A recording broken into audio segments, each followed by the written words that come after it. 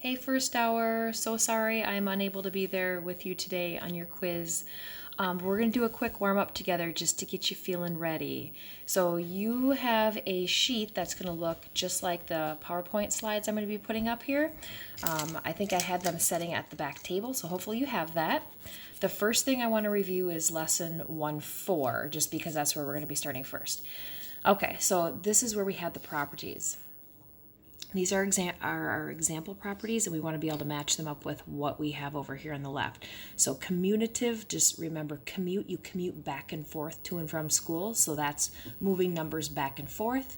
Associative is when you change the grouping, so you can think I associate with groups of friends when I come to school.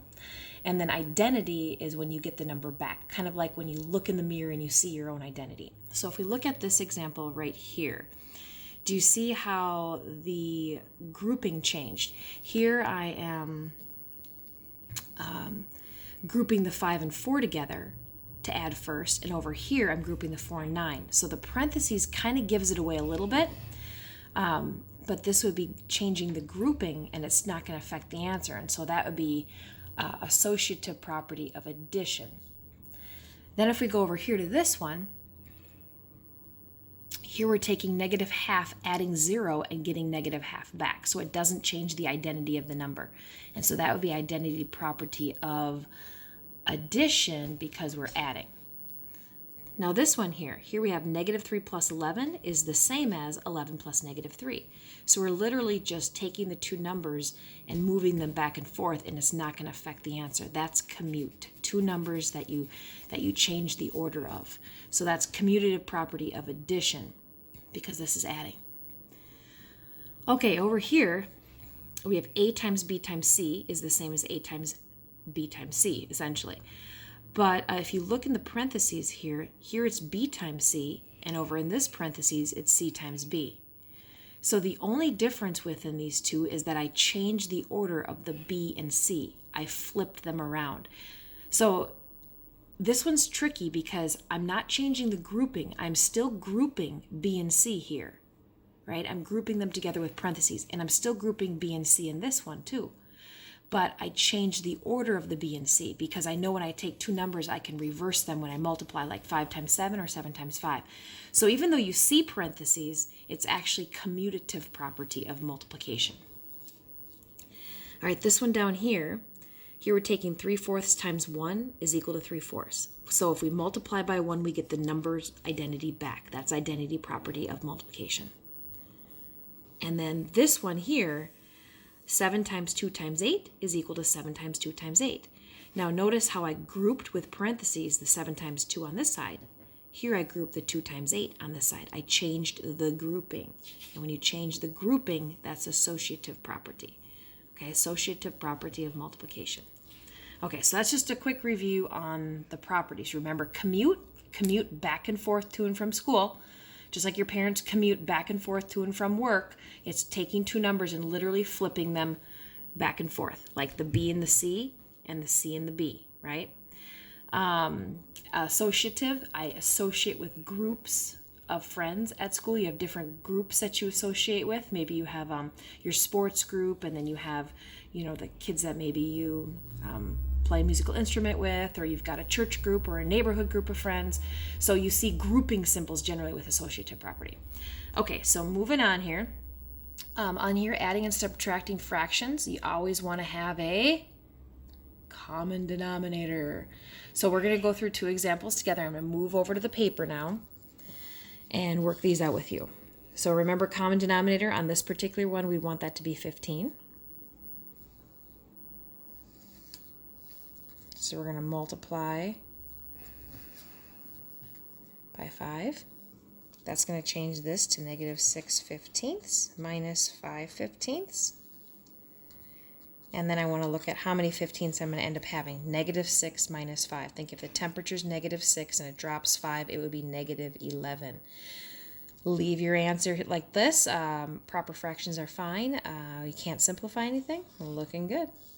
Okay, the next one here, we're adding two negatives. We have negative, and we're adding more negatives. So we're going to get negative, aren't we? Okay, common denominator on this one would be 8. So multiply by 4 here.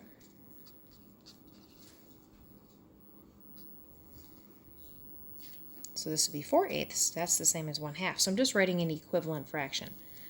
Okay, so I'm going to look at how many eighths do I have. I have -7/8 plus -4/8. So -7, and I'm adding -4. I'm going to have all negatives, aren't I? -11.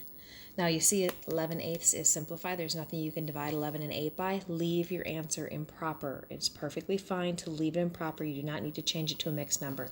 The negative sign can be right out front. I just happen to have it on the top. It doesn't matter. Okay, so that's adding and subtracting fractions. Okay, back over to this. Then we got multiplying fractions. When you multiply, you do not do a common denominator, right? When you multiply, you want to simplify before you multiply. If you need to pause the video to catch up with me, that's fine. So we're going to go over to the problem here. Back to my paper. Okay, so when I'm simplifying a fraction, I want to look for a numerator and a denominator that have a common factor. Well, I can see here that 12 and 18 are both divisible by 6.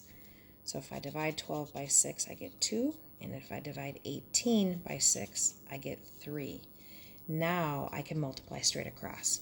2 times -1 is -2. And 15 times 3 is 45. Okay, I'm sitting here looking at this going, this is not what I wanted it to be. That's not supposed to be 15. Jeez, I think on your paper it actually says 5, doesn't it? Let's just erase the 1 there. Okay, start over. 5 times 3 is actually 15. So we should get -2 sorry. I'm trying to hold the camera at the same time I'm doing this. -2 15ths. Woo, there we go. Okay, Mrs. Johnson. Okay, I think that's right now. Looks good. Okay, because remember we have a positive fraction, we're multiplying it by a negative, so the signs disagree. We get a negative answer. Okay, hopefully you followed with that one, even though I kind of screwed up. Okay, so then we're on to dividing fractions. So dividing, in order to do this division, I'm going to need to change it to multiplication. So first, I want to keep switch flip, and then simplify before you multiply. So again, if you want a second to write that down, because I'm going to let you use the piece of paper that you have right now that you're writing on, I'm going to let you use that on the quiz. So if you want to pause and write that down, you can. Okay, then we're going to go to the example. Okay, just be sure I wrote it down right. I think so. Okay, so first I need this to be a fraction, and to make this a fraction, I just write it over 1. So now I'm going to keep the first one the same. I switch the divide to multiply, and then I flip the second fraction to use its reciprocal. Okay, so here do you see how I'm taking a negative fraction, multiplying it by a negative fraction? Now the signs agree, they're the same, so I'm going to get a positive answer here. All right, so what I did first was I just did keep switch flip. Now I have a multiplication problem, so I want to simplify before I multiply. So divide this by 3 and divide this by 3. I get 9. So I have a numerator and a denominator that I can divide by a common factor. All right, now I just multiply straight across. -9 times -8 is positive 72. And then here 1 times 1 is 1, but we don't write this with a 1 in the denominator, so it's just 72. Okay, so there's your recap here on adding, subtracting, multiplying, dividing fractions. Now, the next part, I gotta kind of get ready here to cover this up. Oh wait, exponents, I forgot about that one. Exponents, oh I did write those down too. All right, so we're gonna go to, here's my examples with exponents. So I have 4/5 to the second power. You're gonna see these in order of operations problems. I would always suggest writing it out. So 4/5 to the second power means 4/5 times 4/5. Like literally write it out. And then when you multiply fractions, you are just multiplying the numerators and the denominators if you can't simplify. Clearly you can't simplify here before you multiply. So then you just end up with 16. 5 times 5 is 25. 16 25ths. Okay? On this next one, this is to the third power. So I'd write 2/3 times 2/3 times 2/3. And then I can't do any simplifying, numerators and denominators. The only factor they have in common is 1. So 2 times 2 times 2 in the top is 8. And 3 times 3 times 3 in the bottom is 27. So I would really suggest that when you're doing the exponents with fractions in an order of operations problem that you write it out. Write it out along the side just so that you're not making any mistakes, okay? All right, so now I'm going to get ready to go back to this. Okay, flip your paper that you have over to the back side, and you're going to see these two problems. So I'm giving the A, the B, and the C in the first one to plug in, and then I'm giving you the X and the Y in the second one to plug in. What I want you to do is to pause the video, and I want you to work out those two problems, and then I'm going to show you what the answers are. You can then follow my work to see if you did it correctly or if you made a mistake. If you did it correctly, you're ready to take your quiz. If not, you can pause the video and take a look at my work. So right now, everybody pause the video, and I want you to work these two out on your own. Okay, we're back now, so I'm going to cover this up. So we're going to first take a look at this first one here. I'm going to pull the paper away and show you what the answer looks like. And if you have it correct, then you can just move on. If you have it incorrect, I want you to pause the video and take a look through the work and see where you made your mistake. Okay, if you have it correct, you're going to move on with me. Pause it if it's not correct. Okay, the next one here. Whoop, covering it up. Okay, again, same thing. Pause it if you don't have it correct. If you have it correct, you can move on to your quiz. You should get negative 16/11ths, and the answer stays improper. You're not going to change that to a mixed number. If you have it correct, you can go ahead and start on your quiz. If it's incorrect, go ahead and pause the video and take a look through my work to see where you made your mistake. All right, everybody, quiz time, quiz time. So this is what we're going to do. You find the quiz in Chapter 1 folder on Schoology. So it's going to look like this. Be sure you simplify all of your answers, leave everything improper. And then step 2 would be working on missing assignments or even making fixes on worksheets if you want to earn a higher score. Okay?